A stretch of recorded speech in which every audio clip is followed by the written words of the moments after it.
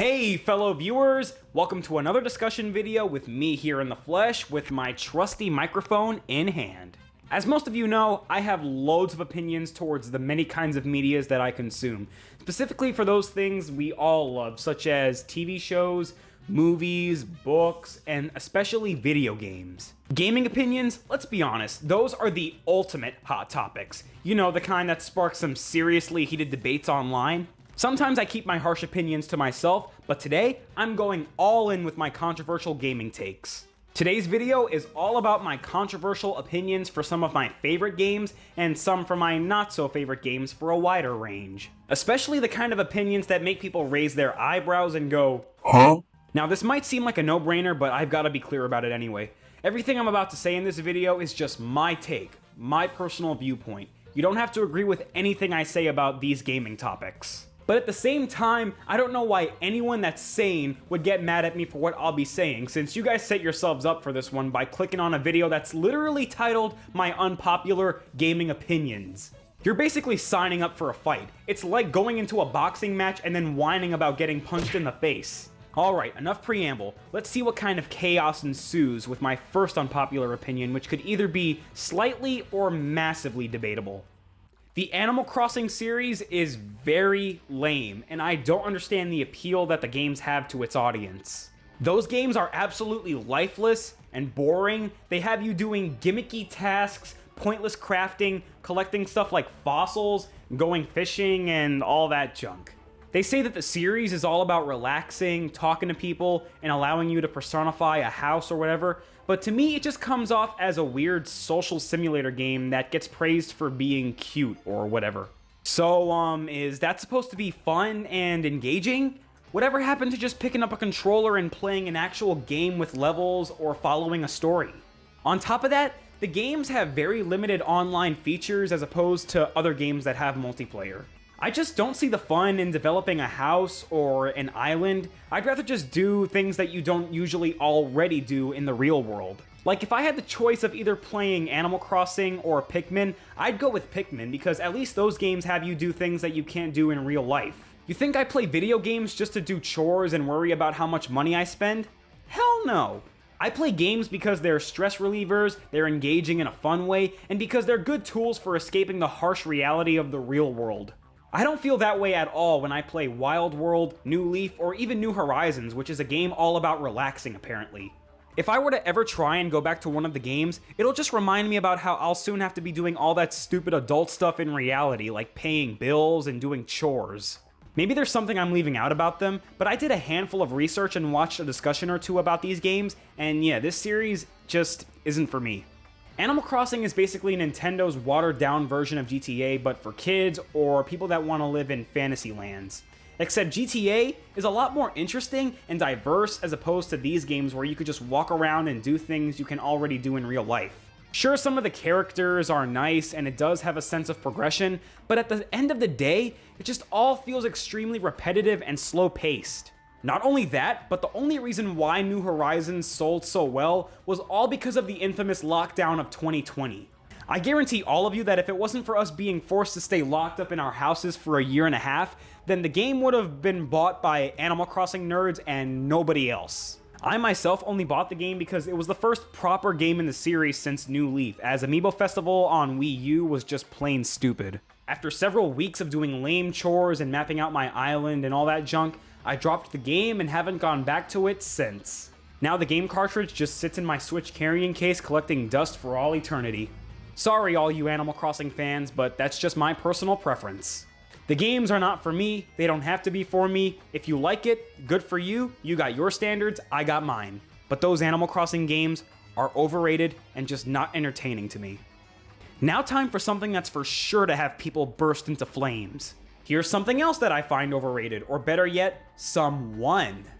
Waluigi is not the good or great character that others make him out to be. Seriously, why are so many gamers treating him like he's this huge and important figure that holds the Mario games together? You wanna know why I think this? Well, to me, the guy is nothing but a pathetic lowlife loser. Like, I don't even hate Waluigi, and I've got nothing against that purple fella, but it confuses me as to why he gets praised for literally just existing. Dude, come on. He's boring, he's a scumbag, and he's Lord of the Jerks. Now that I've said that, it's kind of clear now. No, it's not. I still don't like him. And in case that wasn't unpopular enough, he especially doesn't deserve a spot in Super Smash Bros. As a fighter, or even deserve to have a game of his own. No one should be denying how Nintendo has absolutely no idea what to do with him and how he doesn't serve any purpose aside from being Wario's partner. Not just that, but unlike Daisy and Wario, who both first appeared in mainline games, Waluigi was first introduced in Mario Tennis for the Nintendo 64 of all things. And he's seen just standing there next to Wario trying to pull off this whole brotherly duo act like they're Mario and Luigi. It's totally fake and you can tell, but it's actually kind of hilarious. The only time I recall him having a villain role, or any important role for that matter, was that obscure GameCube game known as Dance Dance Revolution Mario Mix. Honestly, Waluigi is a perfect example of the "it's so bad that it's good" statement. He's a funny doofus, and it's fun to see him come up with dumb strategies for winning in a tennis or a golf tournament, resulting in him failing once again. But if he were to have a spot in the Smash Bros. Character roster, then he wouldn't be a loser anymore, which contradicts his character. Besides, not only are there tons of characters in not just gaming, but Mario in general, being a fighter in Smash is an incredible honor, and is the highest any gaming character can go. Waluigi doesn't fit that standard and should just remain as an assist trophy for every Smash Bros. Game moving forward. If there is going to be another game, which I highly doubt. I even made an entire video dedicated to this back in 2021, but to sum it all up, the guy is nothing more than just a random stain in the Mario universe that won't ever come off, to the point where it's just fun to see him lose in life, and never achieve any sort of accomplishment, ever. At least Daisy has a bit more of a personality, only a bit, which is because she's confident, she's a ruler of a kingdom known as Sarasa Land, and, well, she likes daisies. But what do we know about Waluigi? Well, he likes to be a jerk, he likes being around Wario most of the time, and he likes to dance. That's it. So, is this the kind of guy you want in Smash Brothers? Dude, Daisy has more of a reason to be included as a fighter than he does. Daisy is overall a much better character and deserves a lot more than Waluigi. Plus, what would his signature moves or neutral special even be? Would it just be him swinging a faulty tennis racket or throwing bob-ombs? You're gonna have your work cut out for you if you're to make that an engaging gameplay loop.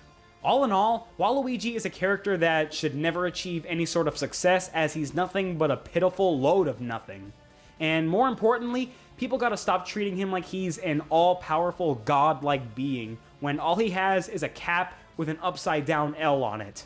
So you can stop saying stuff like, Sakurai is an awful person for not including him, because he ain't.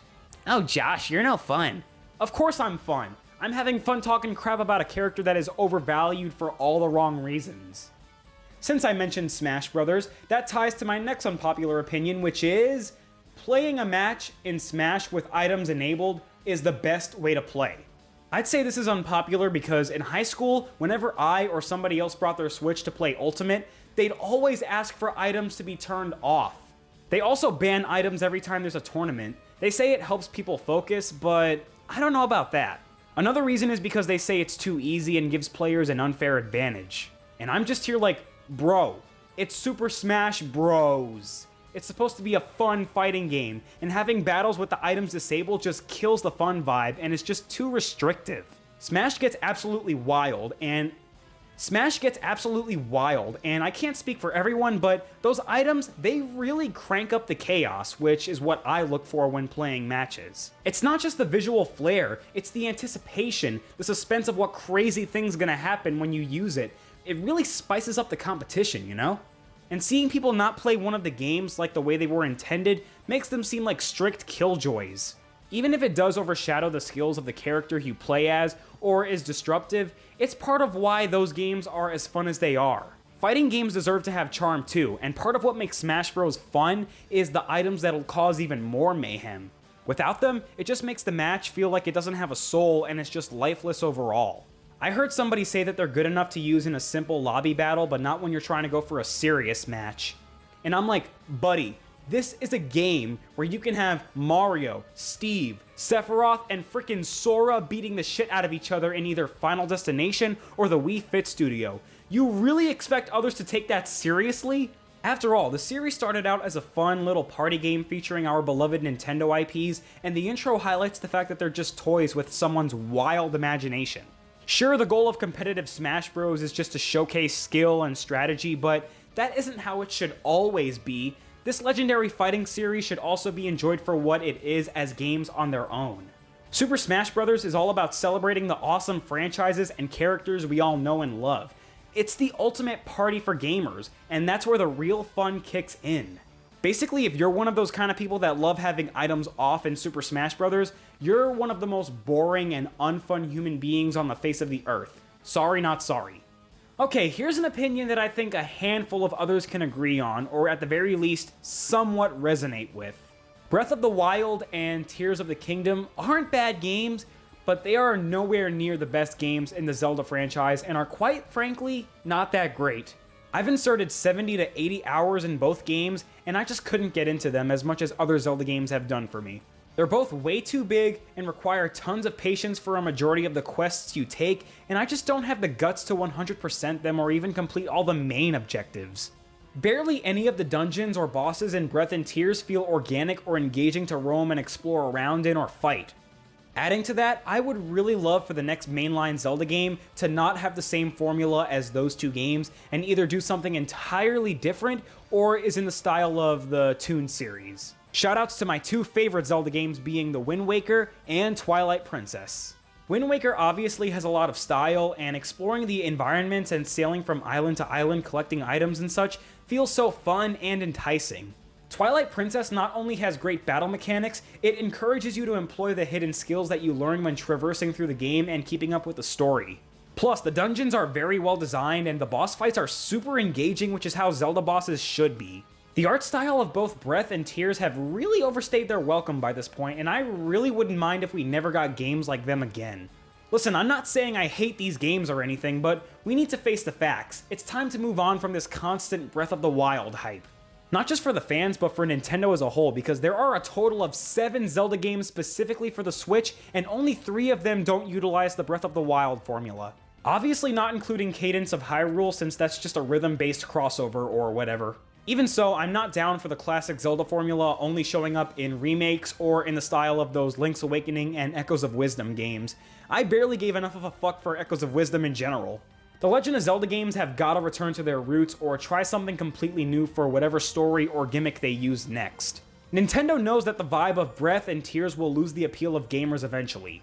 On top of all that, Tears of the Kingdom is not worth $70, and there's not a single moment in this game where I told myself, yeah, this is totally worth $10 extra. Instead of expanding the world in the first game as much as they should have, they only give a handful of new tasks and tools for you to mess around with, but that's really it, unfortunately. This game has been in development for quite a long time, and the end result to me didn't make it seem like that was the case at all. If the game came out 2 or 3 years after the first game, then that would have been fine, but 6 years in development? That's strangely long for a game as redundant as this. It's supposed to be a sequel, meaning it has to expand on the gimmicks that were done before while also adding in some new stuff, but no, it just feels more like a DLC update pack than anything. Now you can connect a bunch of tools together and make your own weapon, or use it to fuse a shield with mushrooms on it. A good chunk of the content that the game offers is enjoyable, but only to a very small extent, which is why I think Breath of the Wild and its sequel are not that fun to revisit. So while Breath of the Wild is one of the biggest Zelda games ever, it's definitely nowhere near the best game in the series. And its sequel barely feels like a bigger or better game than the one that came before, if not nowhere near at all. They could have done a lot more with it. Overall, it's just about time to give the Breath of the Wild formula a rest and try something else for the Zelda series going forward. Aw, damn it, come on! Ugh. Oh, I've been waiting to get this off my chest for years now. Get ready. This controller sucks major ass. I cannot play a single round of Smash Bros. Or get a single Shine Sprite in Super Mario Sunshine with this clunky, sorry excuse for a controller. I've used so many controllers throughout my many years of gaming, and none of them came off as mediocre as this leapfrog looking thing. The D-pad is too small and the C-stick is hardly used for any of the games I've played, and it gives me cramps way more than it should. Also, why is this thing here? What is this incredibly obnoxious Z button doing on the shoulder? And why Z of all letters? And why not have two shoulder buttons? Having one here and not one on the far left is just awkward. Most of all, I just hate the way the controller is designed and how all the buttons just look like they were just thrown in a pile, and this was the end result. It's just that messy. Whenever I hear people say that the GameCube controller is the best controller to play games with, I just want to take my Nintendo Switch Pro controller and just shove it in that person's face. If you want a perfect controller, then just play with the Switch Pro controller or any Xbox controller after the original in 2001. Also, there's not enough room to rest your fingers on with this controller, and there's just way too many buttons to toggle with. Maybe it's just me because I've been using this thing for 3 years, but the joystick just keeps getting loose and loose every time I move my character around. Right to the point where I can't even move the character at all.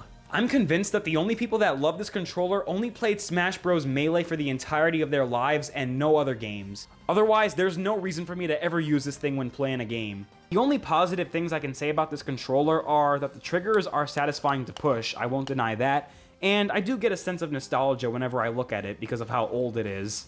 But this abomination doesn't have to be compatible with everything nowadays. It really just comes off as a silly and goofy designed brick that tries way too hard to be experimental, which just makes it come off as a huge mess. Alright, now here's a Sonic hot take that I don't think should matter all that much, but will still come off as controversial to the fandom. Sonic needs to retire the classic formula, meaning no more classic Sonic, no more Green Hill or Chemical Plant, or just any games that take place in the classic era. Growing up, I never really liked the split division between both the classic and modern eras of Sonic. It was okay in Generations, and it would have been even better if it was only a one-time sort of ordeal. After that game's massive success, Sega thought, hey, let's jump onto the nostalgia train and see where it takes us next, which then took us straight to the Sonic Forces station. And the classic idiot made his return, even though they made a big deal about his departure in Gens, and he somehow controls worse here than in that game. I'm not even gonna ask how that happened. Even Lost World felt like a humongous pander to the classic era given the enemy designs and of course Windy Hill Zone. The classic pandering is still going on to this day, albeit not as crazy, but it's still there with stuff like Origins, Frontiers, and Superstars. Plus, they make it seem like 2D Sonic games moving forward can only use the classic gameplay style from the 90s and not have it be set in the modern era. But I mean, just look at the Advanced Trilogy and the Rush Trilogy. Those games are a million times more unique and stylized than any game from the classic era. Why not just make 2D games with the modern character designs instead of just having them only be for 3D games and stuff like that? Classic Sonic is overused like crazy at this point, and I'm barely seeing anybody hop on that statement for some reason. But here's something else that's stupid. In Generations, it was established that Classic Sonic was from the past, but when Mania and Forces came out, that fact was then retconned to Classic now being from a different dimension. So, which is it? Is Classic Sonic from the past or from another dimension?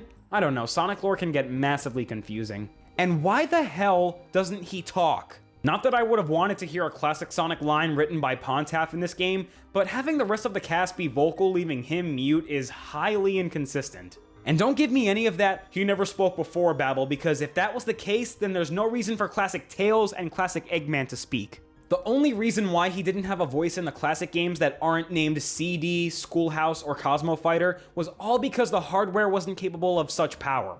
All the TV shows and marketing from the 90s made it perfectly clear on what his personality is about. He's a snarky speedy bullet that doesn't take shit from anyone and doesn't hesitate about going on an adventure or two.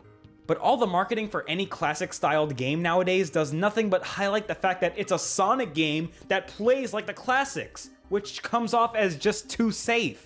I love Generations and Mania as much as the next Sonic Laser, but I don't want this franchise to be known for constant rehashes and throwbacks of places we've seen to death by now. Sonic has evolved and done so much since his debut, so it's better to keep that going. And seriously, are these classic-styled games even gonna draw in any casual gamers anymore? I mean, look at Sonic Superstars. It didn't exactly blow up like Sega hoped. Not a good sign, is it? Sonic is already struggling enough with having an identity as is, and the constant pandering towards the classic era isn't making it any better. One of the main key factors of this series is that Sonic was always about the present and moving forward towards the future, never about the past except maybe once or twice. How do you expect this hedgehog to move forward in life if we're to see him run through the brown checkered loop-de-loop over and over? Believe it or not, there are actual souls out there that will deny the absurd amount of classic content we've been getting for the past decade. especially some idiots over at Sonic Twitter. And hey, if someone does steal a clip out of this video without context for a discourse, first of all, hello, and second, let that be an answer as to why I left Twitter a while back and what the downsides of being a Sonic fan are. I get that some people love the classic Sonic games, and I respect that, but personally, I think they hold Sonic back. They're like a wall that keeps him from reaching his full potential. I would love if we never got a classic Sonic game ever again, and for him to never steal the spotlight away from modern Sonic. Bro just needs to stay in his place, being in a time capsule with Rizstar, Bubsy, Gex, and all those random guys right where he belongs. He's just a thing in the past, nothing more or less. Basically, I'm craving for some fresh new stages, new stories, and I'd love for the split division for classic and modern Sonic to be non-existent. I want Green Hill Zone to get the Wrecking Ball treatment and get completely demolished so that it never shows itself in a game ever again. Modern Sonic is the only Sonic in the game universe specifically that matters, which is exactly where most of Sega and Sonic Team's time and effort should go into from here on out. And please give us some new 3D character models, man. They've been rocking these dusty-ass models since 2005. Sheesh. Okay, I think we have time for one last unpopular opinion that I know for sure is gonna ruffle some feathers. The PlayStation 5 is the most unappealing and disappointing next-gen gaming console. There's not a single game that made me want to get one, and I'm far from being the only person in that department. It's crazy to think about this because during the time of when the console was revealed and started getting pre-orders, people were going nuts. And I was once again the odd one out because I hardly saw any value in it from the get-go. I knew for a fact that people were going to soon realize how extremely overhyped this console was. You can argue about how good the games look or how I'm just a bratty Xbox or Nintendo person all you want, but you know it's true. I mean, can you tell me how many people are actually happy about owning one in the year 2025? If you guessed any number lower than 100, you'd be correct. The only games that stood out for me and a lot of other people were Astrobot and Horizon. That's pretty much it. I don't blame anyone for expecting more from a console that we're eventually going to be seeing GTA 6 on. Gosh, the performance is actually insane, I can't deny. Something that really doesn't help is how Sony is still producing games for the PS4 instead of focusing all their time on just one platform in particular. Releasing this system during the pandemic only made the situation worse for everybody at the time. And it's not just the gaming library that has me thinking this, the design of the console itself is just weird. I mean, how did we go from this to this? The PlayStation had a very strange timeline because going from the PS1, 2, 3, and 4, it seemed like they were evolving pretty actively until we were greeted by this thing that looks more like an internet router than a video game system. What really shocked me was how I was actually having a tough decision of getting a Series X or a PS5. I definitely made the right choice with getting a Series X because at least that console has a wider variety of games to choose from. And apparently the PS5 is already in the latter half of its life cycle, and I just can't help but laugh since I thought the console's lifespan barely got started. In addition to that, the system only sold 61.7 million units, which may seem like a lot, but you'll be thinking otherwise when you look up how much the PS2 sold.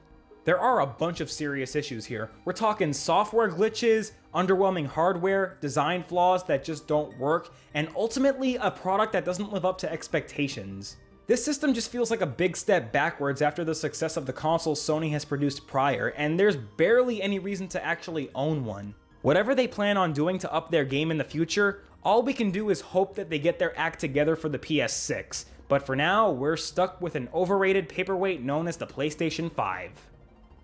Yowza, I'm definitely seeing one or two torches and pitchforks in the back there.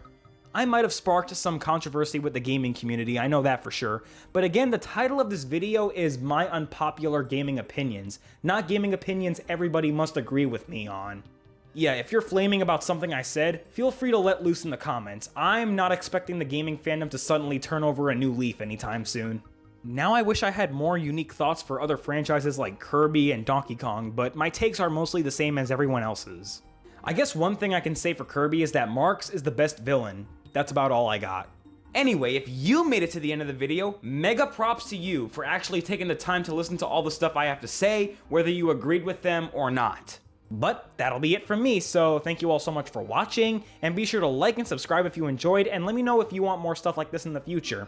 I could probably do something like this again, or maybe give my unpopular opinions for TV shows and movies and such, but I'll let you guys decide.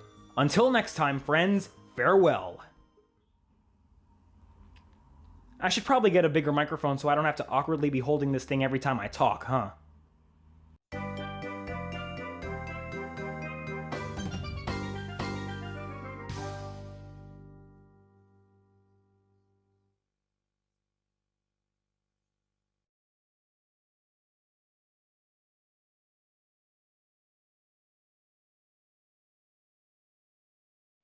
But that'll be it from...